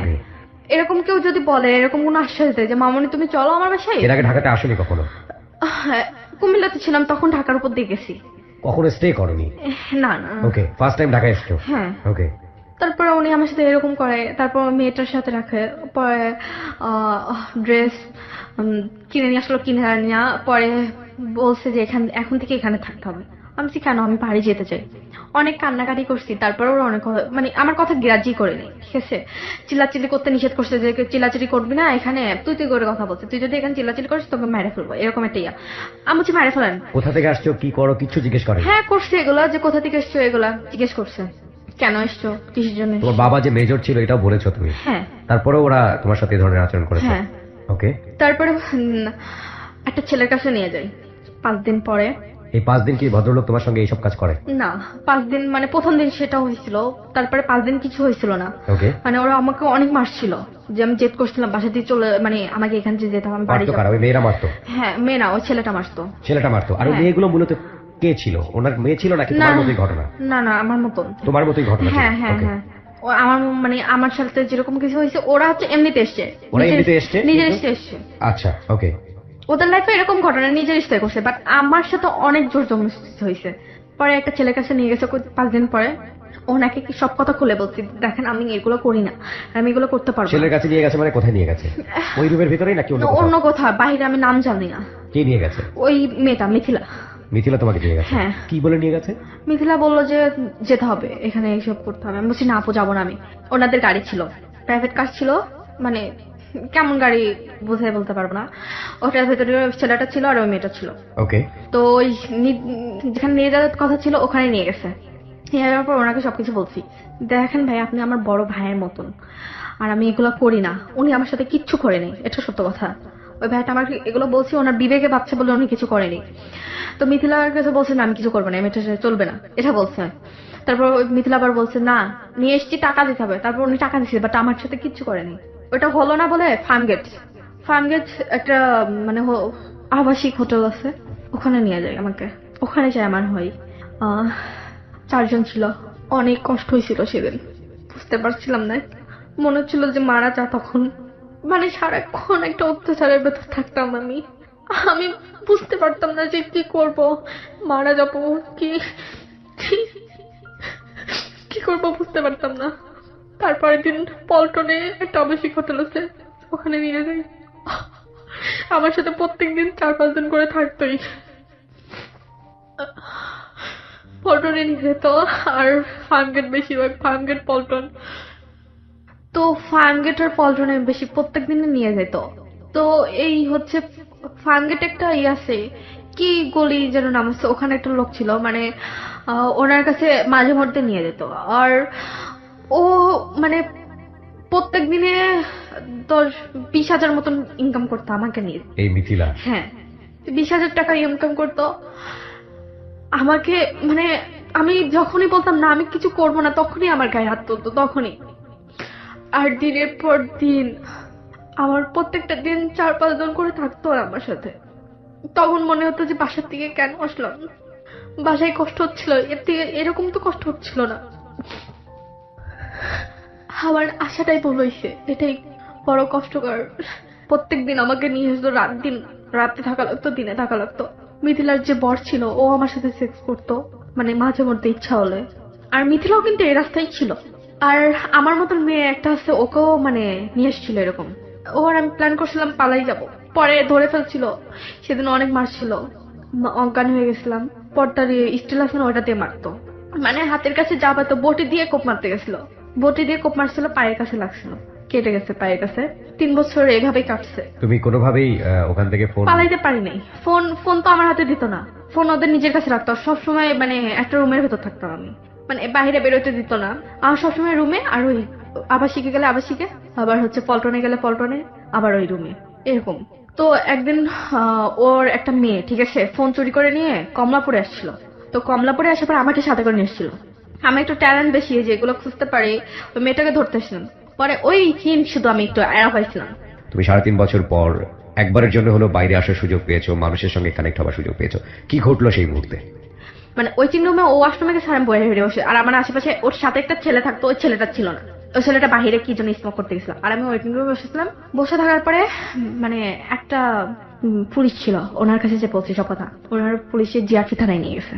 মানে জিআরপিতে নিয়ে যাওয়ার পরে আমি ওই পুলিশের কাছে সবকিছু, লজ্জা ঘৃণা বাদ দিয়ে সব কথা, এভরিথিং, সব ঘটনা বলছি। আচ্ছা। তারপর ওনার হচ্ছে মানে সেকেন্ড অফিসার, ওনার কাছে নিয়ে যায়। ওনার কাছে নিয়ে যাওয়ার পর সব কথা আমি বলছি ওনার কাছে সব কথা, সব ঘটনা, এভরিথিং, সব ঘটনা বললাম। তারপর উনি ওই মেয়েটাকে খুঁজতে গেছিল, পুলিশ পাঠাইছিল যে ওই মেয়েটাকে খুঁজে নিয়ে, কিন্তু পাইছিল না। মিথিলা তার আগে আমার মানে ফোন ছিল আমার কাছে, ওই নাম্বারে ফোন দিচ্ছিল। আমি বলছি যে আপু আমাকে দেখেন, পুলিশ ধরছে, এরকম এরকম। তো হচ্ছে ওই মিথিলা তখন পালাই গেছে। মানে আমি বলছিলাম না, পরে বলছি যে কই তুই এইসব। পরে আমি বলছি আপু আমি পুলিশের হাতে চলে এসেছি। তো বলছে যে আমি আসতেছি দাঁড়া। বলছে ডিবি, ওদের হাতে অনেক বড় বড় লোক আছে, ডিবি এসেছিল আমাকে, ডিবি পুলিশ। তো ওই ডিবি পুলিশ এসে আমাকে নিয়ে যেতে এসেছিল, বাট আমি ওখান থেকে আমাকে সরাই ফেলছিল, মানে জিআরপির থেকে, ঠিক আছে। আর জিআরপি সবাই বললো যে তোমার এটা কি হয়। আর ওই মিথিলার বর বলছে যে মানে তুই আমার বোন হয় সেটা বলবি আমি গেলে। ভাবছি না, আমি কেন এটা বলবো, আপনারা যা যা করছেন সব কথা বলে ফেলবো। তো ভয়েতে আসি নাই। পরে ডিবি আসছিল, ডিবির কার সাথে ডিবিকে বলছিল নাকি, তো ডিবি আসছিল, আসার পর খোঁজাখুঁজি করছে। কোথায় এসছে ডিবি? কমলাপুরে, যে আমার বোনকে এরকম ধরে রাখছে বিনা কারণে। তুমি তখন কোথায়? আমি হচ্ছে পুলিশদের কাছে। থানাতে? হ্যাঁ, থানাতে, মানে কোথায় এটা আমি জানি না, মানে আমি চিনি না আসলে। পুলিশ তোমাকে কোথায় নিয়ে গেছে? থানায় আমি নিয়ে মানে ওই কনস্টেবল আমাকে থানায় নিয়ে গেল। আচ্ছা। তারপরে ওই সেকেন্ড অফিসারের সাথে কথা বললাম। ওকে। সেকেন্ড অফিসারের সাথে কথা বলার পরে সেকেন্ড অফিসার আমাকে নিয়ে গেল। কোথায় নিয়ে গেল, কারো কোন জায়গায় জানি না, এটা চিনি না। তো হচ্ছে সেকেন্ড অফিসার নিয়ে যাওয়ার পরে উনির কাছে সব কথা বললাম। থানাতে হচ্ছে ওই সেকেন্ড অফিসার ওখান থেকে আমাকে সরাই ফেলছে। পরে ডিবি এসেছিল নাকি, ডিবি এসে জিজ্ঞেস করেছে, ওরা তো না বলছে, মানে সে কথা অফিসার বলছে না এখানে কেউ এরকম মেয়ে ধরে নেই, এই সে হবে যাবে। নিয়ে যাওয়ার পরে আমার ফ্যামিলি নাম্বার নিল, নেওয়ার পরে আমার ফ্যামিলিকে ডাক দিল। আমার আম্মু আসলো, আমার আব্বু আসে নাই, আমার আম্মু আসছিল শুধু একা। আমার আম্মু এসে আমাকে কতদিন পরে দেখা হলো মার সঙ্গে? পুরো 3.5 বছর পর। 3.5 বছর তোমাকে ওখানে ওইভাবে ঘরের মধ্যে আটকে রেখেছে? হ্যাঁ। 3.5 বছর পর আমার আম্মুর সাথে দেখা হয়। আম্মু তো কান্নাকাটি, কি হয়েছে, এরা পুলিশরা কিছু বলে না আমার আম্মুকে। পরে আমি বাড়িতে যাই, মানে ওখানে সেকেন্ড অফিসারের সাথে, তো ওনার সাথে পরিচয় হয়। তো তারপরে আমার আম্মুকে দেখে না, আম্মুর সাথে যাই, এবার বাসায় যাই। সবাই আশেপাশের মানুষ তো নানা রকমের কথা বলে। নানা রকমের কথা বলতে কি, কোথায় ছিল, খারাপ হয়ে গেছে, বাজে হয়ে গেছে, নষ্ট হয়ে গেছে, বাজে বাজে কথা বলতো। মানে যেগুলো বাজে বাজে কথা বলে আশেপাশের মানুষ, নিজের ফ্যামিলির মানুষ। আমার হচ্ছে খালো, আমার মামা তারপরে হচ্ছে খালামুনি, সবাই বলতো কোথায় বেশ্যা হয়ে গেছে, এতদিন যে বাইরে থাকে সে কি হইতে পারে, কি করছে এতদিন। তো আমার মামা বলতো যে তোর জন্য কি আমার মেয়ের বিয়ে হবে না, তুই কেন এসছিস, যা ছিলি তাই ছিলি, তুই আবার এসছিস কেন, যেখানে ছিলি সেখানে চলে যা তুই। মানে আমি চলে আসলে নাকি তাদের শান্তি হয়, এটা আমাকে বলছে, ডাইরেক্টলি বলছে। বাজারে মুখ পাই না তোর জন্য, 3.5 বছর পরে দেখো ওরে বাড়ি মেয়ে ফিরে এসছে, কই ছিল, এগুলো বলতো। পরে আমার খালু আমাকে মারছে, তারপরে আমার মামা মারছে। মানুষ কথা বললে পরে আসে আমার গায়ে হাত তুলছে। আমার আব্বু তো একেবারে নর্মাল, কথা বলতে পারতো না, মানে স্ট্রোক করার পর মানুষের কি হয়। তো মানে ওরকম মনে হলো কয়েকদিন পরে, মানে 6 মাস আমার বাড়িতে ছিলাম। 6 মাসের ভেতর প্রত্যেক দিনই মনে হয় অত্যাচারের শিকার হতাম। বাইরের মানুষ যদি কিছু বলতো সেটা আমার পরে এসে রাগ ঝাড়তো, মানে রাগটা আমার পরে ইয়ে করতো। কি ঝাড়তো? যে মানে মামা কিছু শুনে আসতো সেটা আমার পরে ইয়ে করতো। মানে আমি শুধু জাস্ট ওদের কাছে একটা সুযোগ চাইছিলাম যে আমাকে সবাই একটা সুযোগ দাও। ভুল তো করছি, সংশোধন হই, কিন্তু আমাকে কেউ একটা সুযোগ দেয়নি। তুমি 3.5 বছর যে অবস্থায় ছিলে এটা তুমি কারোর সঙ্গে শেয়ার করেছো ফ্যামিলিতে? না, কারোর সাথে শেয়ার করিনি। কেউ জানতেও চায়নি তোমার কাছ থেকে? জানতে চাইছে, বাট হেরাই গেছি, যে বলছি মানুষের পাশে কাজ করছি, এটাই। কি বলবো, এইগুলো বললে তো আমার আম্মু মরা ছাড়া তাদের উপায় নেই। ওকে। 6 মাসের ভেতরে আমার মানে যেদিন আমি বেরোয় আসবো তার কয়েকদিন আমার নানুকে বললাম, মানে আমার নানু মানে সহ্য করতে পারতো না যে আমাকে মারতিছে, কান্নাকাটি করতো। তোমার গায়ে হাত তুলতো কে? হ্যাঁ, মামা তুলি নেই, খালু তুলছে বেশি, খালু আর খালামণি। তোমার বাবা মানে তখন ফুললি একেবারে বেডে? হ্যাঁ, মানে আমার আব্বু কিছু বলতে পারতো না, আর আব্বু সহ্য করতে পারতো না, শোনার পরে কাঁদতো খালি। তোমার এই যে বাবার যে অবস্থা সেটার জন্য কি তুমি দায়ী ছিলা? হ্যাঁ। বাবা যেরকম ভাবে ফুললি বেডে চলে গেল, স্ট্রোক করলো এবং মৃত্যু শয্যাশায়ী, সেটার জন্য তুমি দায়ী? হ্যাঁ, আমি দায়ী। তারপর তুমি আবারও সিদ্ধান্ত নিলা, তুমি আবারও বাড়ি থেকে চলে আসলে? হ্যাঁ, চলে এসেছিলাম। আসার পরে কি করব, পরে এই যে মানে এসআই ওই ভাইয়ের সাথে যোগাযোগ করি। সেকেন্ড অফিসার যার কাছে থেকে তুমি থানায় গেলা, যার মাধ্যমে? না না, ওনার ফ্রেন্ডের সাথে আমার পরিচয় হয় ওখানে, ঠিক আছে। তারপর ওনার ফ্রেন্ড আমার প্রতি একটু দুর্বল, মানে ভালোবাসে এরকম একটা। তো আমি তো আর কারোর ইয়েতে জড়াইতে চাই না, ঠিক আছে। মানে আমি ফ্রেন্ডের সঙ্গে তোমার যোগাযোগ কিভাবে? ওই হচ্ছে মানে জিআরপি যে সেকেন্ড অফিসার, ওনার হচ্ছে ফ্রেন্ড। তো জিআরপি সেকেন্ড অফিসার ওনাকে নিয়ে আসছিল যে মেয়েটা অনেক কষ্ট, মানে মেয়েটার মনে অনেক কষ্ট, তুই মেয়েটা অনেক ভালো, ঠিক আছে, তুই ওর সাথে কথা বল, তুই কিছু করতে পারিস কিনা, তুই তো হচ্ছে ইয়ের অফিসার। পরিচয়টা হলো কিভাবে? তুমি তো ঘরের মধ্যে ছিলা, বদ্ধ একটা পরিবেশে ছিলা, তোমার সঙ্গে এই লোকটার পরিচয়টা হলো কিভাবে? যখন কমলাপুরে মিথিলার সাথে আসি, তারপরে সেকেন্ড অফিসারের সাথে যখন দেখা হয়, সব কথা ঘটনা খুলে পড়ি, তারপরে হচ্ছে এই ওনার ফ্রেন্ডের সাথে পরিচয় হয়, সেকেন্ড অফিসারের ফ্রেন্ডের সঙ্গে? হ্যাঁ, তো সেকেন্ড অফিসারের ফ্রেন্ডের সাথে পরিচয় হয়। এবং হচ্ছে যে ফ্রেন্ড, সেকেন্ড অফিসারের যে ফ্রেন্ড, সেও হচ্ছে মানে সেকেন্ড অফিসার, সেও পুলিশে ছিল। হ্যাঁ। অদ্ভুত একটা বিষয় হচ্ছে প্রিয় শ্রোতা, যে এই মেয়েটি একবার বাসা থেকে ভুল করে বের হয়েছে, সে ফ্যামিলিতে ফিরতে চেয়েছে কিন্তু সে ফিরতে পারেনি। মানুষ একবার ভুল করে, 2 বার করে, 3 বার করে, ও বারবার ভুল করেছে। 3.5 বছর যে ওর যে অসহ্য জীবন, সে অসহ্য জীবন থেকে ও বাড়ি ফিরে গেছে, ওর মা ওকে নিয়ে গেছে। ও নিয়ে গিয়ে ও দেখেছে ওর বাবা ওর জন্য স্ট্রোক করে মৃত্যু শয্যাশায়ী, কথা বলতে পারে না, 2 চোখ দিয়ে পানি পড়া ছাড়া। এবং সেই অবস্থায় ওকে গালিগালাজ করে লোকজন, ওর গায়ে হাত তোলে, ওটা ওর কাছে অসহ্য মনে হয়েছে বাড়ির পরিবেশ। ওই অবস্থায় ও 6 মাস পরে আবার ওখান থেকে বের হয়েছে। এবার যে তুমি বের হলা, এটা কি বাড়ির লোকজনকে বলে বের হয়েছে নাকি এবার তুমি চুরি করে বের হয়েছে? বের করে দিছে আমাকে। বের আর করে দিয়েছে তোমাকে? হ্যাঁ, আর বের করে দিছে বলে চলে এসেছি। কিভাবে চলে বের যা, করেছে? চলে যা, আমাদের শান্ত হবে, এটা বলছে ডাইরেক্টলি। আর আমি 3.5 বছর যে কষ্ট করছি তার থেকে বেশি করছি 6 মাস। আমি তুমি বললে যে 6 মাসে তোমার প্রতি যে অত্যাচার করা হয়েছে সেটা 3.5 বছরের চেয়েও বেশি ছিল অত্যাচারটা। কেন এই কথাটা বললাম? কি হয়েছে তোমার সঙ্গে? মানুষে হাসাহাসি করতো, যেটা 3.5 বছরের থেকে বেশি কষ্টকর ছিল। আমার আম্মুকে খারাপ খারাপ কথা বলতো, যে মেয়েকে খারাপ মানেছিস তুই, মেয়ে ব্যবসা করতো তুই জানতিস, মেয়ে ব্যবসা করতো সেটা তুই, সেই টাকাটা তুই খাইতিস, এগুলো আমার আম্মুকে বলতো। আচ্ছা, যে তুই ভালো করে জানতিস তোর মেয়ে কোথায় আছে, তুই নিয়ে আসলি কিভাবে, এটা আমার আম্মুকে বলে। তুই তো নিয়ে আসছিস, তুই জানতিস নি তুই মানে কোথায় ছিল, তুই তো ভালো করে জানতিস কোথায় ছিল, কি করতো। এগুলো কে বলতো? মানে আমার আম্মুর ছোট বোন বলতো, আমার খালামণি, খালো, মামা এরা বলতো যে তুই তো মেয়েকে ব্যবসা করে মেয়ে ব্যবসা করছে, তুই খাইছিস সেগুলা। আর যার কথা মাথায় রাখা যায়, মানে পায়ে রাখা যায় না, তার কথা মাথায় নিতে হয়েছে আমার মাকে। আমার মা আমার জন্য অনেক কষ্ট করছে। আমি আমার মায়ের সাথে কথা বলতে চাই, বাট কথা বলতে পারতেছি না। আর আমি ফ্যামিলিতে ফিরে যেতে চাই না, ওরা আমার জন্য কষ্টই আছে, এটাই মনে করি। কেননা আমি তোমাকে থামাচ্ছি বিকজ তুমি অনেকবারই গল্প বলতে গিয়ে আউট অফ দ্য ট্র্যাক হয়েছে। আমি এখানে লিসনারদের কাছে একটু ক্ষমা চেয়ে নিতে চাই বিকজ ও ওরকমই। তুমি বলছো যেটা যে তোমাকে এক অর্থে বের করে দেওয়া হলো, সবাই এই ধরনের কথা বলতো যে তুই চলে গেলি তো পারিস, তো তুমি সিদ্ধান্ত নিলা তুমি বের হয়ে যাবা। তুমি কি সবাইকে বলে বের হলা নাকি আপনা আপনি আবারও চলে আসলা? সবার সামনে চলে এসেছি। সবার সামনে চলে এসছো? হ্যাঁ। কি বললা যে বের আমি হওয়ার সবাইকে মুক্তি দিয়ে যাচ্ছে, আমার জন্য সবাই প্রবলেম আছে, তো থাকো তোমাদের মতন তোমরা। আমার কেউ কিচ্ছু বললো না, ঠাকালো না যে যাইতে। তোমার বাবার পাশে কখনো বসেছিল? তোমার বাবা যে স্ট্রোক করেছিল, বাবার পাশে গিয়ে বাবা বলতে কথা বলতে পারতো না। বাবা ভুল করেছি, বাবা আমি সরি? হ্যাঁ বলছি, আব্বু তখন কাঁদতো, বলেছি যে আব্বু ক্ষমা করে দাও আব্বু, তোমার কথা সেমন শোনা উচিত ছিল, আমি শুনি নেই, খুব ভুল করছি, তোমার কথাই, তোমার ফ্রেন্ডের ছেলেকে বিয়ে করা উচিত ছিল, এরকম একটা, মানে আমি খুব ভুল করছি আব্বু, আমাকে মাফ করে দাও। পরে আব্বু কাঁদতেছিল, কথা বলতে চাচ্ছিল, পারতেছিল না। মাকে বলছি মা ভুল করছি, আর কোন, মানে আরেকটা সুযোগ দাও, ভুল করলে মানুষকে একটা সুযোগ দিতে, মানে আমাকে সুযোগ দাও মা। মা কিছু বলতো না। সবার কাছে বলছিলাম যে আজ আমি অনেক ভুল করছি, আর কোনোদিন করবো না, আর একটা সুযোগ দাও আমাকে এই সংশোধন করার জন্য। সবাই বলতো কি করবি তুই এখন, তোকে বিয়ে দিয়া যাবে না। আমি বলছি পড়াশোনা আবার স্টার্ট করবো। কিসে পড়াশোনা স্টার্ট করবি, কে খরচ করবে, এই যে আবি যাবি।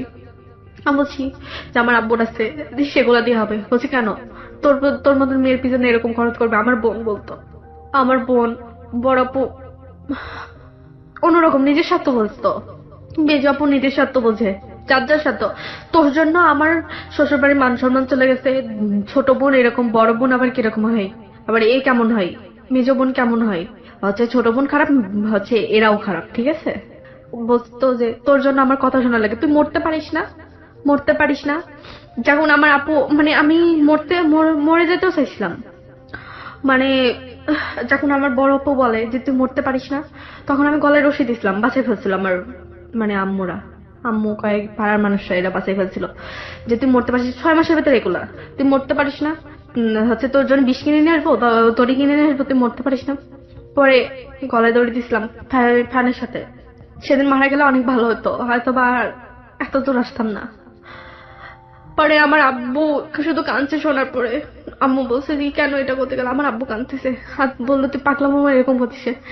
আমরা যে মা আমি মুক্তি চাইতে চাই, আর সহ্য করতে পারতেছি না। পরে যখন এই ঘটনা হয়, তারপরে সবাই বললো তুই বেরো যা বাড়ির থেকে, তুই থাকবি না, তোর জন্য অনেক মান সম্মান চলে গেছে, আর চাই না মান সম্মান চলে যেতে। পরে চলে এসেছি, আসার পরে এই ওই এসআই ভাইয়ের সাথে ফোনে কথা বলার পরে উনি আমাকে মানে একটা সেফটি জায়গায় রাখে। উনি উত্তরাতে ওনার ভাই আছে, ভাইয়ের বাসার সামনে একটা হোস্টেল আসছিল, ওই হোস্টেলে রাখছিল। হোস্টেলে রাখার পরে একটা ঘটনা হয়েছে, মানে হোস্টেলে ছিলাম যখন, তখন মানে উনি এসআই ভাইয়া টাকা দিত, আর আমাকে তো কিছু করতে হবে, তো তখন জব খুঁজছিল, যখন পাই নাই। পরে হোস্টেলের ম্যানেজার, টাকা একটা মানুষ কত আর টাকা দিবে, তার ফ্যামিলি আছে, তার বাচ্চা আছে, তাদের টাকা দেওয়া, মানে আমাকে হোস্টেলের ভাড়া হচ্ছে 5,500 টাকা, মানে এভরিথিং খাওয়া দিয়ে। তো আমাদের হোস্টেল সুপার ছিল একটা মেয়ে, ওর নাম সুস্মিতা। ও মানে আমাকে হোস্টেলের ম্যানেজার নানা রকমের কথা বলতো, যে কে তোমার ভাই হয়, টাকা দেয় না কেন। মাসের মানে 3 মাস মতন ওখানে ছিলাম। তো থাকার পরে মানে ওখানে থেকে বলছে যে তোমাকে টাকা দিবে কে, এই সেই হাবি যাবি, তুমি এখানে থাকো। হচ্ছে ম্যানেজার প্রত্যেকদিন আসলে পরে নানা রকমের কথা বলতো, মানে টাকার কথা বলতো, দিতে মানে লেট হয়ে গেছিল। তো ওই হোস্টেলের সুপার মানে ওই আপুটা হোস্টেলের অনেকের মেয়েকে মানে নানা রকমের জায়গায় দিত, আমি সেটা জানতাম না। পরে বললো যে হোস্টেলের একটা সভাপতি আছে, তুমি ওর সাথে একটু কথা বলে দেখতে পারো। তো আমি হচ্ছে ওই আপুর কথা শুনে মানে আমি বলছি কেন আপু, ওর সাথে কথা বলবো না। ওই হোস্টেলের ওই সুপার ওই আপুটা আমাকে ওই ওনার সাথে পরিচয় করে দেয়, কার সঙ্গে পরিচয় করে? একটা ভাইয়ার সাথে, নাম বুলেট, উত্তরাতে থাকে। তোমাকে জায়গা করে দিল একজন এসআই, উনি তোমার টেক কেয়ার করতো। হ্যাঁ হ্যাঁ, উনি তোমার কি লাগবে না লাগবে সেটা টেক কেয়ার করতো। তো এই আপু তোমাকে আবার আরেকজনের সঙ্গে পরিচয় করে দিচ্ছে, মানে এটা তো এসআই ইনফর্ম হওয়ার কথা। মানে উনি হচ্ছে হোস্টেলের সভাপতি, ঠিক আছে, বললো যে ম্যানেজার এরকম হ্যারাসমেন্ট করতেছে, তুমি ওনার সাথে কথা বলো। আমি জাস্ট কথা বলতে গেছি। এটা কে বলেছে? ওই হোস্টেলের সুপার, আচ্ছা। ওই মেয়েটা, হ্যাঁ। মানে ওনার নাম সুস্মিতা আপু। Okay. হ্যাঁ, তো এই সুস্মিতা আপু ওই ওনাকে নিয়ে আসে, ওনার আবার একটা গাড়ি আছে, জিপ, ঠিক আছে। বুলেটের? হ্যাঁ, বুলেটের মানে বুলেটের জিপ না, বুলেটের বসের জিপ। আর Okay. বুলেট ওখানে চাকরি করে। ওকে। তো বুলেট হচ্ছে নানা রকম মেয়ে নিয়ে যায়, ওই বসের কাছে নিয়ে যায়। বুলেট আমাকে মানে ওই আপুটা বললো যে চলো যাই ওনার সাথে এক কাপ কফি খেয়ে আসি, আর ওনার সাথে সব কথা শেয়ার করো, তোমাকে এরকম হ্যারাসমেন্ট করতেছে, কয়েকদিন পরে টাকা দিবা, এই কথা বলার জন্য আমাকে নিয়ে যাই। যে কয়েকদিন মানে হোস্টেলের ম্যানেজার বলে দিবেন যে কয়েকদিন পরে টাকা দিব, এটা বলার জন্য তুমি যাবা। আমি ভাবলাম 2-3 দিন ধরে এরকম বলতেছে যে তুমি ওই ভাইয়ের সাথে দেখা করো, তাহলে বুলেটের কাছে আমাকে নিয়ে যায়। তারপরে জিপে ওঠে, আপু ওঠে। আপু ওঠার পরে আপু কিছুক্ষণ পরে মানে গাড়ি দাঁড়ায় এক জায়গায়, তারপরে আপুকে নিচে নামার পরে ওই ভাইয়ের সাথে কথা বলে ভাইয়া ওঠে। ওঠার পরে আপু চলে গেল। আমি বললাম কেন? বলছে যে তুমি চলো তোমাকে হোস্টেলে পৌঁছাই দিয়ে আসি। আমি বলছি কেন, আপুর সাথে যেতে পারতাম আমি। দিয়াবাড়ি নাম শুনছেন? উত্তরা, হ্যাঁ। উত্তরার নতুন সেক্টর হয়েছে, ওখানে নিয়ে যায়। ওখানে নিয়ে যাওয়ার পর একটা গাড়ি আসে, আসার পরে ওখানে ওই জিপের ভিতরে আমার সাথে জবরদস্তি 3 জন ছিল। 3 জন ছিল ওখানে আমার সাথে। ওরা খারাপ কিছু করে, করার পর ওটা ভিডিও করে রাখছিল। ভিডিও করে রাখার পরে মানে আমাকে রেপ করে, মানে 3 জন মানুষ আমার মানে হাত মানে ওনাতে আমার মানে এত চিল্লাচিল্লি করছি, মানে ওখানে দেয়াবাড়িতে কেউ ছিল না, মানে দুপুর টাইমে ফাঁকা জায়গায়, মানে ওখানে আমি চিনতাম না, সেদিন ফার্স্ট গেছি। উনি আমাকে ওই বুলেট আমার সাথে খারাপ কিছু করে, তারপরে ওই বুলেটের বস, তারপর আরেকজনা আমার মানে আমার হাত বাঁধা ছিল পিছনে, আমি হাত দিয়ে যে মানে ওদের মারবো, আমার এরকম একটা ইয়া ছিল, মানে আমার যদি হাত বাঁধা না থাকতো আমি ওদের মারতে পারতাম আমি, বাট আমার হাত বাঁধা ছিল, পা ধরে রাখছিল। ওকে। বাট আমার যদি হাত বাঁধা না থাকতো পিছন বলে, তাহলে জীবন আমি মানে ওরা আমাকে ঠেসে ধরে হাত বাঁধছে ওড়না দিয়ে, আমার নিজের ওড়না দিয়ে। বাট গাড়ি থেকে বেরোতে, বাড়ির লক করা ছিল, ঠিক আছে, আমি খুলতে পারছিলাম না। খোলার চেষ্টা করছি, চিল্লাচিল্লি করছি, মানে কালো গ্লাস দেওয়া, চারি সাইডে কালো, আর ভিতরে আমি। আমার সাথে ওরা এরকম করে, ভিডিও করে রাখে। তার 2 দিন পরে আমাকে মানে ওই হোস্টেলে যে আমি কোনো কথা বলিনি, চুপচাপ যাই রুমের ভেতর ছিলাম। কি করবো, আমার মাথায় কাজ করছিল না। পরে আপুকে তুমি বললা না যে এরকম কাজ করেছে তোমার সঙ্গে? বলছি কি বলে? যে তুমি করছো, তুমি গেছো কেন, তুমি হচ্ছে পরে গাড়ি থেকে নেমে যাইতা, তুমি তো নামো নেই, তুমি গেছো কেন, তুমি আবার দিয়া বাড়ি গেছো কেন, এগুলো বলছে। ও আমার দোষ দিছে। হোস্টেলে তো চিল্লাচিল্লি করা যাবে না, তখন আমার সমস্যা হবে, সবাই ভাববে এই মেয়েটা খারাপ। চুপচাপ ছিলাম। তারপরে হচ্ছে 2-3 দিন পরে আমাকে ফোন দেয়। ফোন দেওয়ার পরে বলে যে তোমাকে ভিডিও দেখে দাও। আমি বলছি ভিডিও, কিসের ভিডিও? আপনি আমার নাম প্রথমে রিয়াক্ট এই করছি। বুলেট বলে? হ্যাঁ, যে আপনি মানে আমি প্রথমে ফোন দিতে বলছে যে আমি বুলেট বলছি। আমি বলছি ভাইয়া দেখেন আপনি আমার নম্বরে ফোন দিবেন না। আমি তখন তার সাথে ভদ্রভাবে কথা বলছে, বেশি এড়িতেড়ি করিস না, তোর ভিডিও আছে, আয় দেখে যা। আমি গেছি, যাওয়ার পরে ও আমাকে ভিডিও দেখায়। আমি তো শেষ। আমি সেদিন আমি মানে এরকম অবস্থা, সেদিন আমার সাথে 4 জন সেক্স করে। ওই ভিডিও দেখে ব্ল্যাকমেইল করে? হ্যাঁ, আমার সাথে 4 দিন এরকম করছে। পরে আমি এসআইকে বলছি বলছি ভাইয়া দেখেন আমি ভাবতে পারি না যে আমি আসলে সেদিন ওই আপুটা আমাকে বললো আর আপনার টাকা দিতে লেট করতেছেন, আমি কি করব বলেন। আর হচ্ছে মানে ম্যানেজার আমার সাথে ডাব ব্যবহার করছিল, এই জন্য আপু বললো যে তুই এই হচ্ছে হোস্টেলের সভাপতির সাথে কথা বল, তাহলে হবে। তো এগুলো বলছে ওনার তো মাথায় এসেছে যে আমি একটা নিরাপদ, তোর এরকম একটা জায়গা থেকে নিয়ে যে নিরাপদ জায়গায় রাখলো, উনি পরে নিজেকে ইয়ে করতেছে যে নিরাপদ জায়গায় রাখলাম। আর এখন যেদিন আমি বসি তার পরের দিন আমাকে এসছে শান্তিবাগে নিয়ে এসে একজন সাবজেক্ট করে বলে, তারপর আমাকে ফোন দিছে।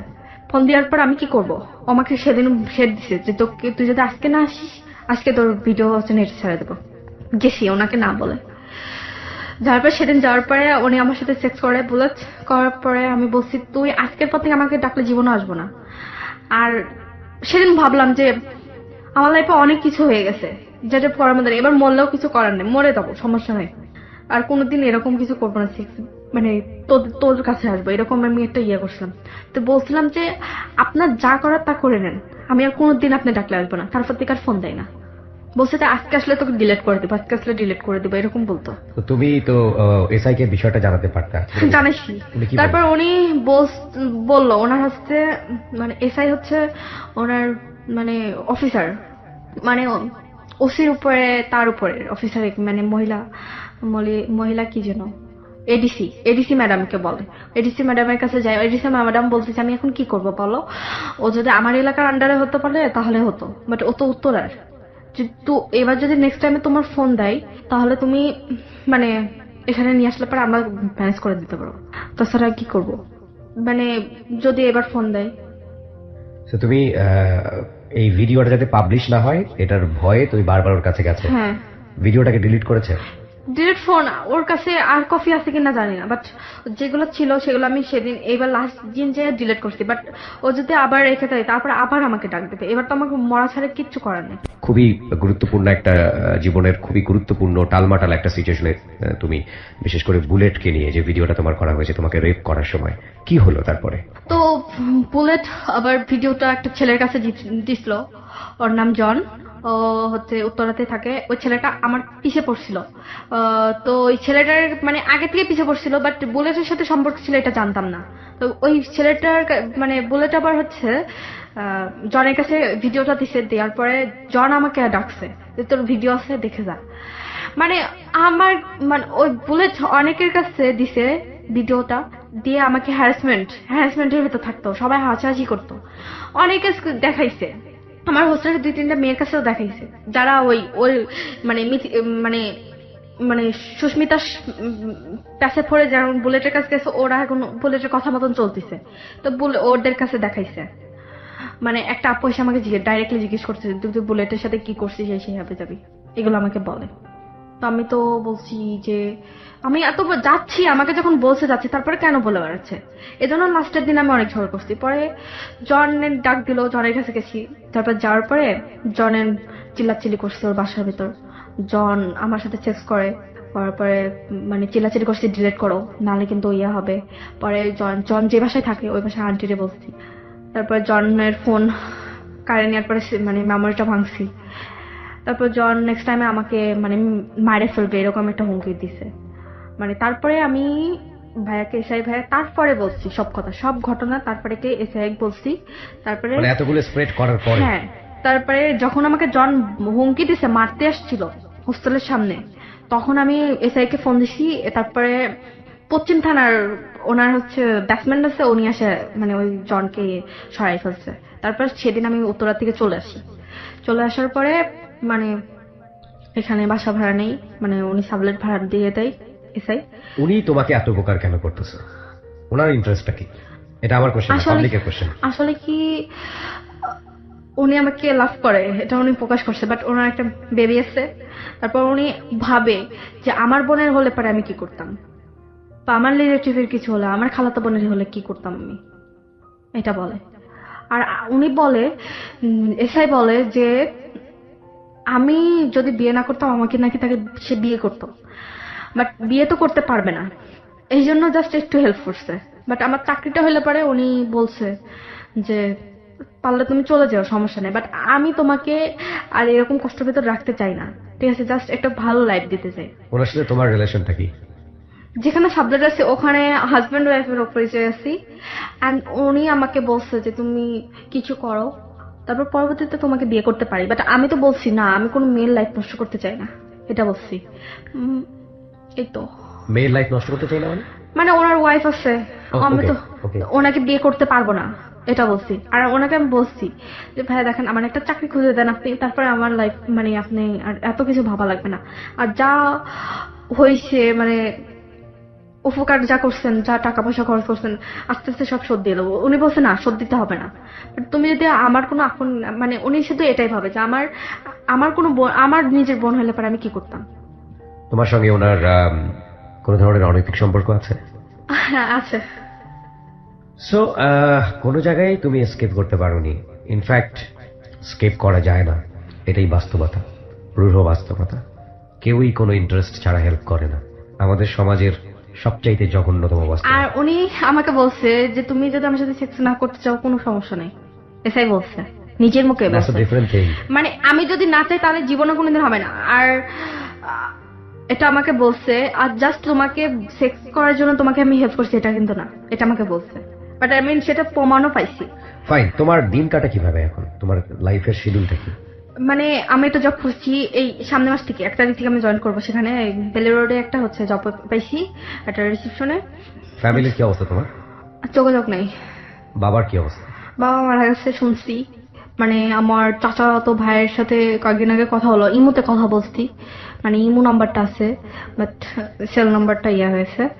তো ইমুতে আমার চাচাতো ভাইয়ের সাথে কথা বলছি, যে বললো যে জানালো 4 দিন পরে আমাকে বললো যে তোর আব্বু মারা গেছে, এসে হয়ে যাবি, বললো আমাকে।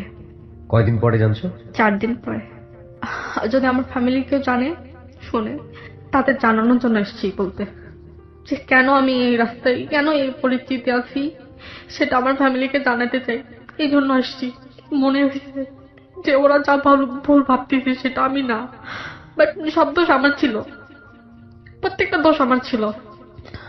আর এর সাইড অনেক ভালো করবে আল্লাহ, ঠিক আছে? উনি আমাকে হেল্প করছে এই জন্য। তো আল্লাহ যেন তার ভালো করে, আর আমার আম্মু যেন ভালো থাকে এটাই চাই। ফ্যামিলি সবাই ভালো চাই, সবার আমার জন্য সবার প্রবলেম ছিল, ওরা এখন ভালো আছে, ভালো থাকুক এটাই চাই।